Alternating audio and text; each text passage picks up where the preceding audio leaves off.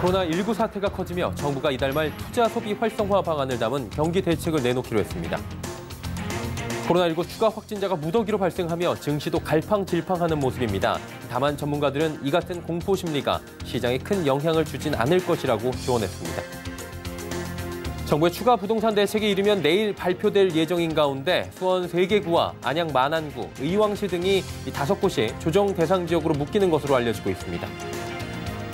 앞으로 DLF 사태처럼 불안전 판매가 발생하게 되면 금융회사 수입의 50%까지 징벌적 과징금을 물리는 방안이 추진됩니다. 센 뉴스 플러스 시작합니다.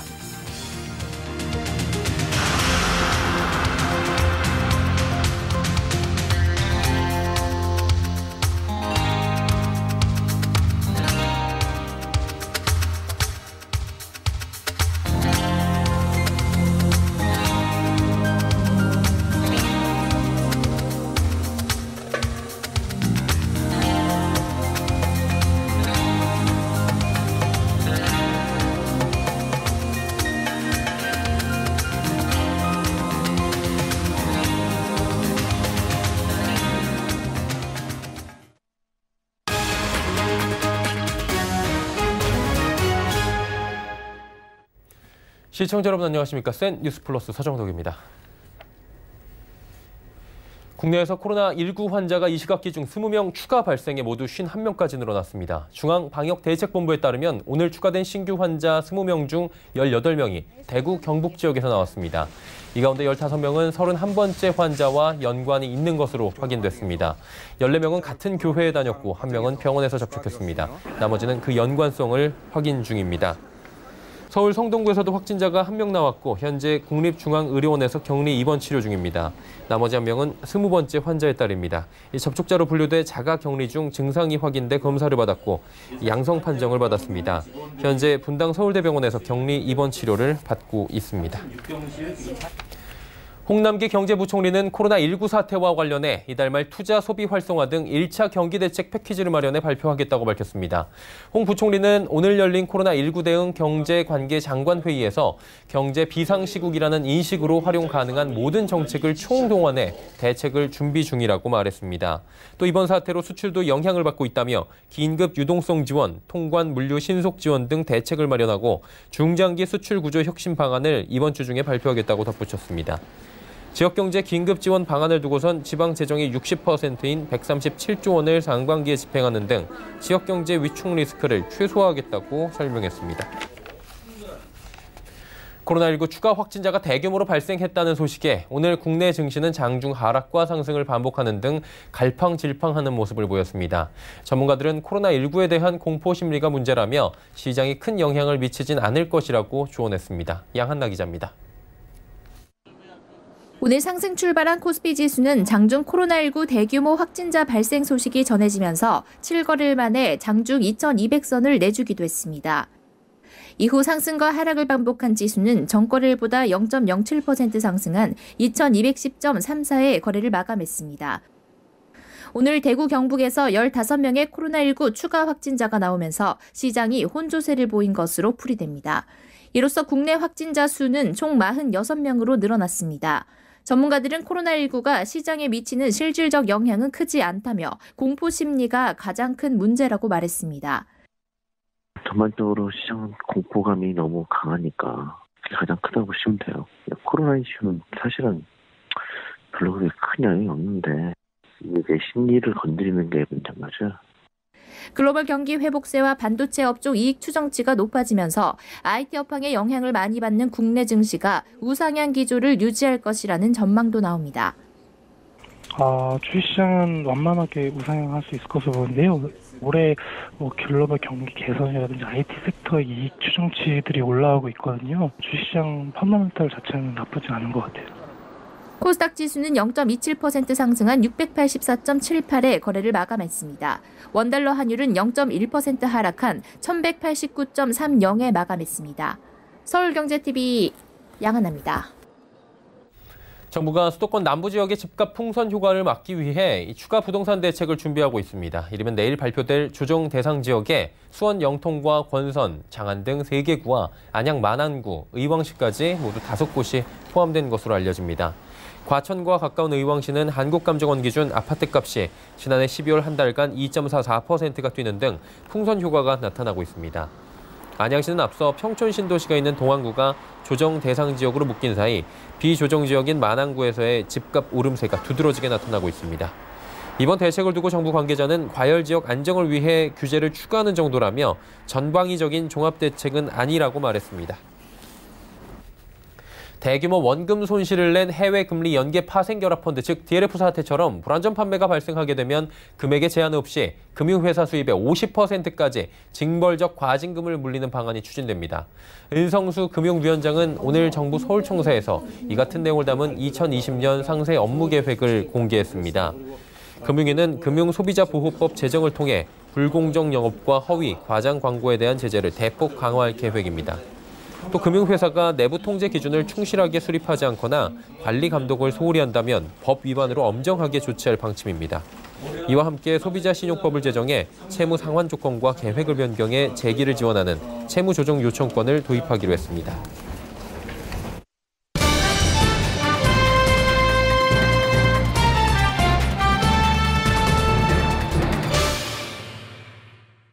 자, 혁신이냐 불법이냐? 차량 공유 서비스 타다를 둘러싼 관심이 뜨겁죠. 이 타다는 스마트폰 애플리케이션으로 운전기사가 딸린 11인승 승합차를 호출해 이용할 수 있는 서비스입니다.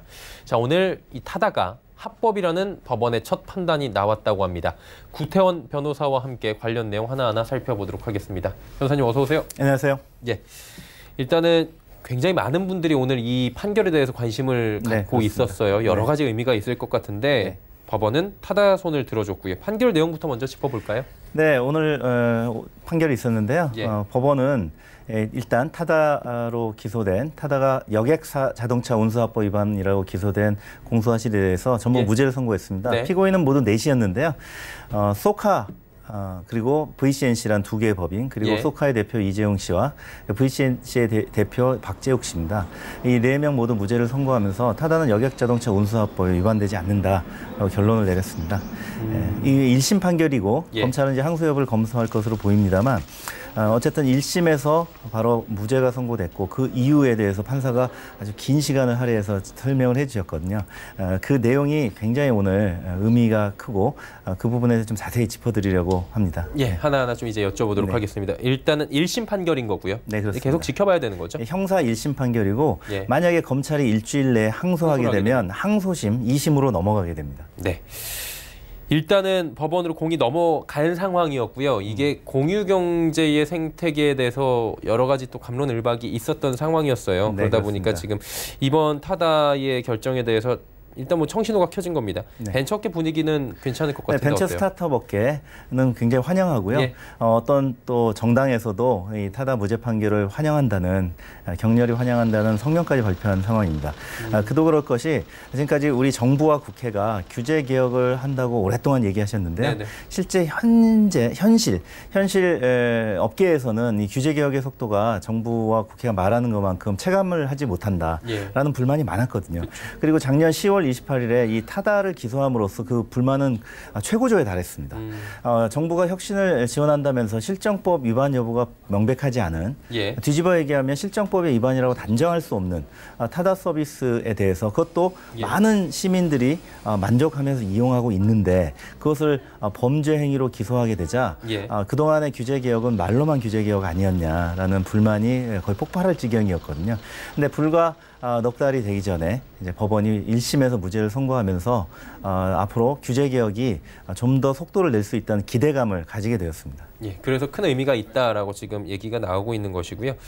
일단은 뭐 아까 말씀해 주신 대로 뭐 항소를 하게 되면은 항소심 2심을 가게 돼야 되는 거니까 그건 그때 이야기를 다시 하기로 하고 일주일 안에 검찰이 항소 여부를 지켜보아야 됩니다. 예, 그건 뭐 만약에 항소를 하게 되면 그때 한번 보시고 더 이야기 나눠보도록 하고요. 알겠습니다. 오늘 좀 이야기하고 싶었던 부분은 대한민국이 아까 말씀해 주셨다시피 규제가 굉장히 많아요. 그래서 그 혁신을 가로막고 있는 게 규제다라고 할 정도였잖아요.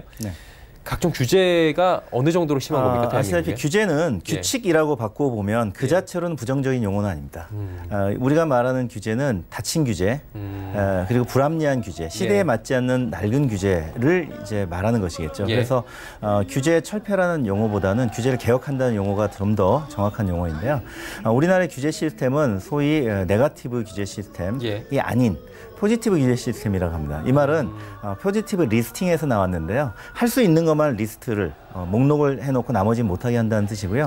소위 네거티브 리스팅이라는 것은 할 수 없는 것, 금지된 것만 걸어놓고 나머지 할 수 있다는 것입니다. 그래서 어감에서 오는 것과 달리는 좀 반대 느낌이죠. 근데 리스팅이라고 보시면 됩니다. 네거티브 리스팅.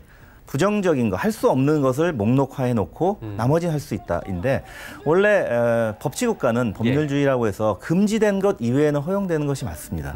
그래서 만약에 타다의 서비스가 여객자동차 운수사업법의 현행법에 위반되는 것이 명백하지 않으면 금지되지 않은 것이고 그렇다면 허용된 것으로 보아야 한다는 것이 법치주의의 기본 해석 원리인데요. 바로 오늘 1심 재판부가 바로 그 점을 명확히 선언했습니다. 타다의 서비스는 현행 법규에 위반되는 것이 명확하지 않으므로 죄형 법정주의의 원리상 허용된 것으로 보아야 한다. 그래서 무죄다라고 선고를 했습니다. 그러니까 명확하게 불법인 부분이 없다는 거죠? 타다에 관한 서비스를 기존 현행법이 금지하고 있는 규정이 없다는 겁니다. 즉 새로운 시대와 기술의 발전에 따라 새로운 서비스가 나올 수 있지 않습니까? 근데 당연히 기존의 법은 새로운 서비스에 대해서 예상을 할 수 없기 때문에 명문으로 금지해 놓는 게 없겠죠. 타다와 같은 서비스는 오늘 법원의 판결도 있습니다만 초단기 임대차 서비스라고 법원이 정의를 했습니다. 즉 렌탈 차량, 자동차를 빌려 타는데 속하는 자동차 대여 사업자입니다.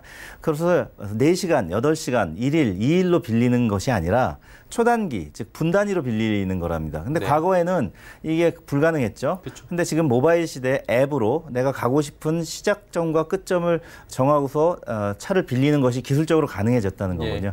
이러한 초단기 자동차 대여 계약이 유효하다라고 판단을 하였고요. 이것이 바로 기술의 발전에 의해서 기존의 법제도가 예상하지 못한 것입니다. 기존의 법제도는 적어도 시간 단위로 빌리는 것은 예상할 수 있습니다만 또 하루 이틀.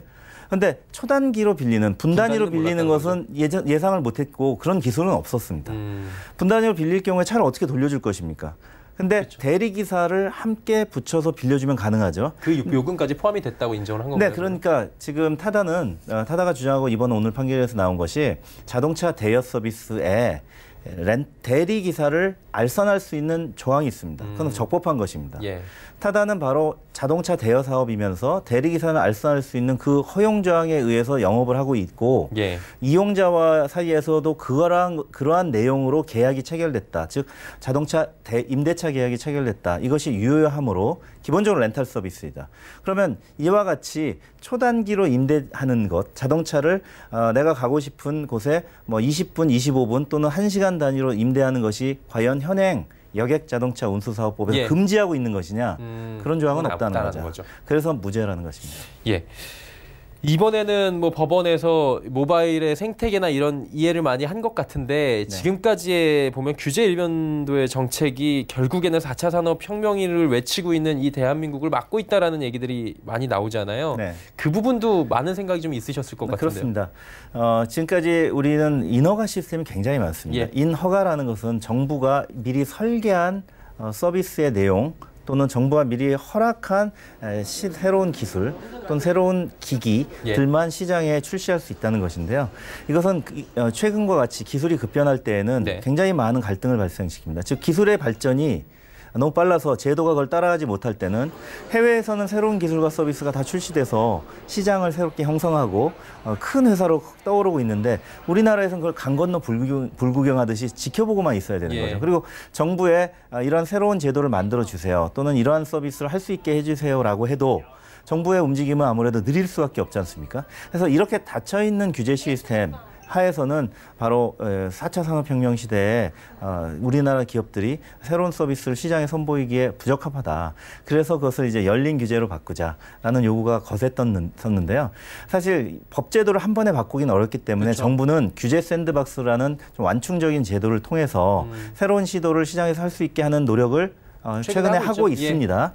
하고 있습니다만 이것이 새로운 기술이 혁신적인가를 심사하고 혁신적일 때만 허가를 해주다 보니까 그 속도가 느릴 수밖에 없죠.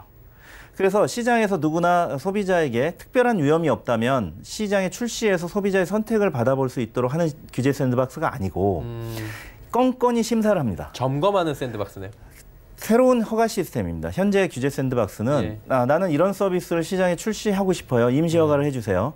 또는 이러한 서비스가 기존의 법에 위반되니까 실증 특례를 하게 해주세요라고 하면 위원회를 엽니다. 그래서 위원회에서 심사를 해서 2년 동안 해보세요라고 허가를 받는 시스템이거든요. 그러다 보니까 지금까지 정부가 약 200여 건 가까이 허가를 했습니다만 1년 남짓한 가운데 200여 건이 많으면 많다고 볼 수 있습니다만 이렇게 우리나라 경제 규모 또는 기술의 발전 속도에 비춰볼 때 200여 건을 정부가 허가를 해서 실험할 수 있게 하는 속도로는 기술 발전과 시장의 혁신을 따라잡을 수 없다라는 인식이 벤처 스타트업 업계에 있는 것이죠. 네, 저희가 지금 얘기를 또 재밌게 듣다 보니까 시간이 많이 좀 타이트해요. 그러다 보니까 뭐 질문을 좀 함께 해서 여쭤보도록 하겠습니다. 이게 이번에도 사실 뭐 택시업계와 타다업계의 갈등으로 비춰지고 있긴 한데 크게 보면은 구산업과 신산업의 갈등으로 볼 수도 있잖아요. 생태계에서. 그렇습니다.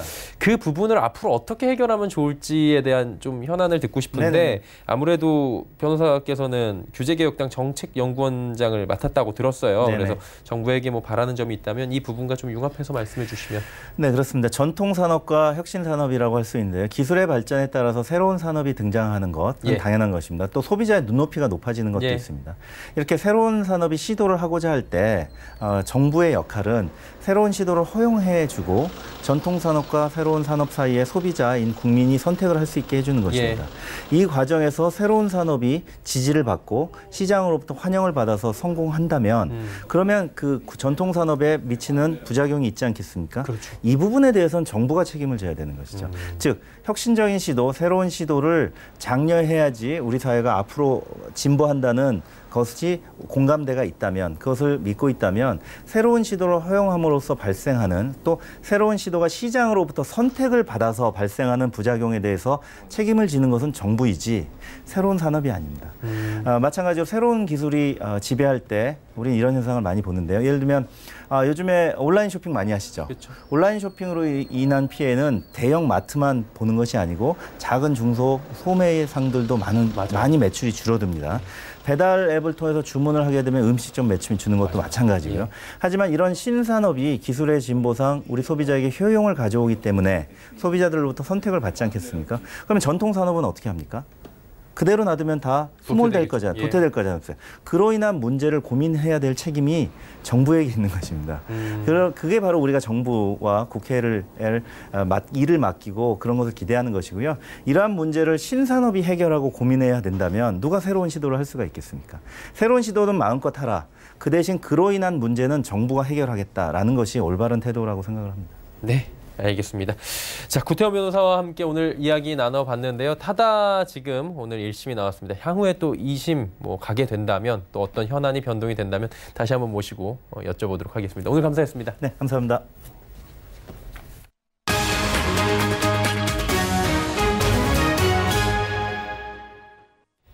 국내 최대 포털 네이버가 4.15 총선 동안 실시간 검색어 서비스를 일시 중단키로 했습니다. 포털 다음은 실시간 검색어 서비스를 완전히 폐지합니다. 네이버는 공식 선거 운동 기간인 4월 2일부터 15일 오후 6시까지 급상승 검색어 서비스를 중단한다고 밝혔습니다. 네이버 측은 다수의 관심사가 선거라는 큰 현안에 집중돼 있는 만큼 선거의 공정성에 영향을 주거나 또 예측할 수 없는 사안이 발생하는 것을 대비하기 위한 조치라 설명했습니다. 카카오는 이미 지난해 10월 실시간 검색어 서비스와 연예 댓글 폐지 등 조치를 발표한 바 있습니다. 포털 다음에 실시간 이슈 검색어 서비스는 오는 20일 완전히 종료됩니다. 고용노동부가 홈플러스에 만연했던 명퇴 지시에 대해 지난 1월에 이어 또다시 부당정보라는 같은 판정을 내며 근로자들의 손을 들어줬습니다. 그동안 홈플러스는 매년 수십 명의 부장급 인사들에게 명예퇴직을 강요하고 또 이를 거부한다면 직급을 강등시키고 다른 곳으로 발령내버리며 자발적 퇴직을 강요해왔는데요. 이러한 관행에 대해 노동부가 부당하다고 판정을 연이어낸 것은 유통업계에선 처음 있는 일이라고 합니다. 문다희 기자의 단독 보도입니다. 회사에서 이제 바른 말을 하거나 또는 이제 잘못된 지시나 명령에 대해서 이제 부당하다라고 이야기하면은 그 찍히는 거죠. 찍히면 이제 그 저평가자로 판정을 내서 대기 발령을 내거나 강등시켜서 전보를 내거나 퇴사하라고 종용을 하죠. 명예퇴직을 당하거나 직급이 강등돼 다른 곳으로 발령나는 것은 홈플러스에서 20여 년간 일해온 부장급 직원들에게 관행이나 다름없습니다. 지난 2016년부터 5차례씩 총 100여 명이 이를 강요받았고 이들 대부분은 회사를 떠날 수밖에 없었습니다. 이러한 홈플러스 정책에 대해 고용노동부가 부당하다는 판정을 내렸습니다. 이달 14일 고용노동부 산하 서울지방노동위원회는 지난해 명퇴 지시를 받고 전보 처분을 받은 홈플러스 부장 14명 중 3명이 낸 부당전보 구대 신청을 받아들였습니다. 지난 1월 2일 1차로 5명이 낸 부당전보 구대 신청을 인용한 데 이어 두 번째로 또다시 부장들의 손을 들어준 겁니다. 유통업계에서 만연했던 관리자들의 명퇴 강요와 강제 전보에 대해 고용노동부가 부당하다고 판정을 낸 것은 홈플러스뿐 아니라 유통업계 통틀어 최초인데 2번이나 연달아 인용한 것도 업계에서 처음 있는 일입니다. 특히 진호희 심판위원회 위원장은 홈플러스의 비정상적인 인사제도 및 운영에 대해 강하게 질책했습니다. 전보 대상자 선정 과정이 일관적이고 공정하게 진행되지 않았다는 겁니다. 홈플러스 제4노조에 따르면 홈플러스는 일반적인 업무 성과로 평가하는 정량평가 외에 성실도 등 자의적인 항목인 정성평가를 추가해 0점을 주고 전보 대상자가 되도록 했습니다. 정량평가로 상위권에 들었지만 정성평가에 0점을 받은 이들은 한순간에 저성과자로 몰려 부당전보 대상이 된 겁니다. 진호위 위원들도 이번에 강하게 좀 질책을 했어요. 왜 이렇게 큰 회사들이 인사정책 일관성이 없냐, 공정성도 결여돼 있고 이런 것들은 뭐 고쳐야 되는 거 아니냐, 이런 관행들은. 홈플러스 제4노조는 이번 진호위 판정에 대해 그동안 자행돼온 홈플러스의 부당한 강제 발령 행태에 제동을 걸게 됐다고 평가하고 있습니다. 서울경제TV 문다입니다. 중소기업의 혁신 성장을 지원하기 위한 싱크탱크 역할을 하기 위한 K비즈 중소기업 연구소가 문을 열었습니다. 연구소는 공정경제와 혁신 성장의 밑거름이 될 수 있는 정책 방향을 제시한다는 방침입니다. 김혜영 기자가 전해드립니다. K비즈 중소기업 연구소가 공식 출범했습니다. 연구소는 중소기업 현장의 목소리를 반영해 중기정책 효율을 제고하는 역할을 맡게 됩니다. 어제 서울 여의도 중소기업 중앙회에서 열린 개소식에는 김기문 중기중앙회 회장과 업종별 협동조합 이사장 20명 등이 참석했습니다. 물론 중소기업의 연구소는 여러 방면에서 할 일이 많이 있는데 이번에 이제 중점적으로 연구소가 개소하게 된 것은 대중소기업에 대한 납품 단가 문제에 대해서 좀 원활한 가격을 받을 수 있는 그런 차원에서 이번에 개소를 했습니다. 연구소는 표준 원가센터, 정책연구단, 연구진 등 3개의 조직으로 운영되고 중소기업 중앙회에서 혁신성장 본부장을 역임한 양찬일 소장을 필두로 6명의 인원으로 꾸려졌습니다. 특히 시의성 있는 주제 선정과 연구 전문성을 위해 20명의 교수로 꾸려진 외부 자문기관인 정책연구단을 구성하고 나경환 단국대학교 부총장을 연구단장으로 선임했습니다. 중소기업의 특히 이제 기술 혁신을 통한 경쟁력을 어떻게 높일 수 있을까, 이런 측면에서의 정책이나 제도 등을 이렇게 검토를 하고 발굴을 해서 실제 중소기업이 도움이 줄 수 있는 그런 역할을 좀 할까, 이렇게 생각을 하고 있습니다.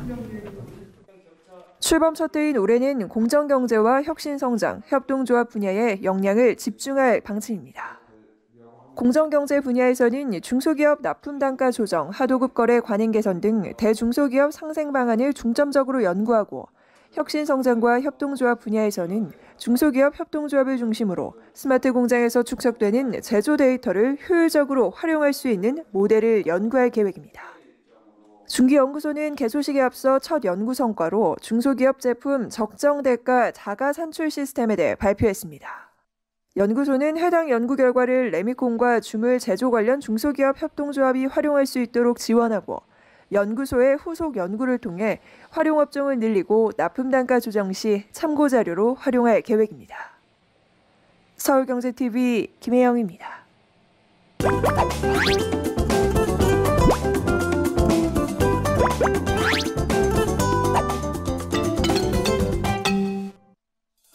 흔히 미술하면 어렵고 복잡하다는 인식이 많은데요. 주제나 재료에 국한되지 않고 창작 활동을 한다면 어떨까요? 오늘 센즈라이프에선 사회 차별과 편견에 도전한 미술관을 찾았습니다.